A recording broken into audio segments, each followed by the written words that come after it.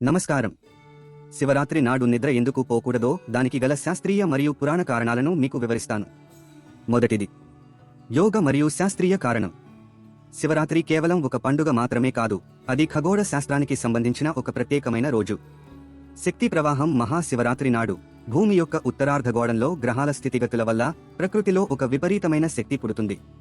ఇది మన శరీరంలోని శక్తిని సహజంగానే పైకి ఊర్ధ్వముఖంగా నెడుతుంది. వెన్నుముక నిటారుగా ఉంచాలి. ఈ శక్తిని మన మెదడుకు, సహస్రార చక్రానికి చేర్చాలంటే మన వెన్నుముక నిటారుగా ఉండాలి. అందుకే ఆ రాత్రి కూర్చుని ధ్యానం లేదా భజన చేయమని చెబుతారు. నిద్రపోతే ఏమవుతుంది? ఒకవేళ మనం పడుకుంటే ఆ శక్తి క్షితిజ సమాంతరంగా ప్రవహించి మన శరీర వ్యవస్థపై ఒత్తిడిని కలిగిస్తుంది. ఆ అద్భుతమైన శక్తిని గ్రహించే అవకాశాన్ని మనం కోల్పోతాము. అందుకే యోగులు ఈ ఒక్క రాత్రి వెన్నుముక వంచకండి అని హెచ్చరిస్తారు. రెండవది, పురాణ కారణం. పురాణాల ప్రకారం దీని వెనుక ఒక బలమైన కథ ఉంది. హాలాహల భక్షణం.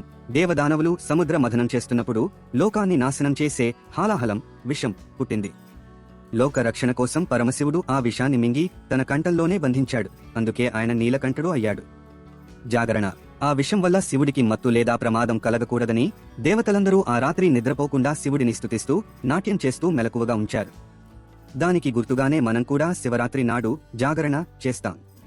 శివుడికి తోడుగా ఉంటూ మనలోని విషాన్ని, పాపాలను పోగొట్టుకుంటాం. మూడవది, ఆధ్యాత్మిక అర్థం. తమోగుణాన్ని జయించడం. నిద్ర అనేది తమోగుణానికి, బద్ధకం, అజ్ఞానం ప్రతీక. శివరాత్రి నాడు జాగరణ చేయడం అంటే మనలోని అజ్ఞానాన్ని, బద్ధకాన్ని జయించి జ్ఞానం వైపు మేల్కొనడం. ఒక్క ముక్కలో చెప్పాలంటే శివరాత్రి నాడు నిద్రపోవడం అంటే ఆకాశం నుండి కురుస్తున్న అమృతాన్ని వదిలేసి గొడుగు వేసుకుని కూర్చోవడం లాంటిది. అందుకే ఈ ఒక్క రాత్రి మేల్కొని ఆ శివశక్తిని పొందండి. మీరు కూడా వరాత్రి నాడు జాగరణ చేస్తారా? మీ అభిప్రాయాన్ని కామెంట్స్ రూపంలో తెలియజేయండి. మరిన్ని ఆధ్యాత్మిక, పురాణ విశేషాల కోసం మన ఛానల్ని సబ్స్క్రైబ్ చేసుకోండి. స్వస్తి.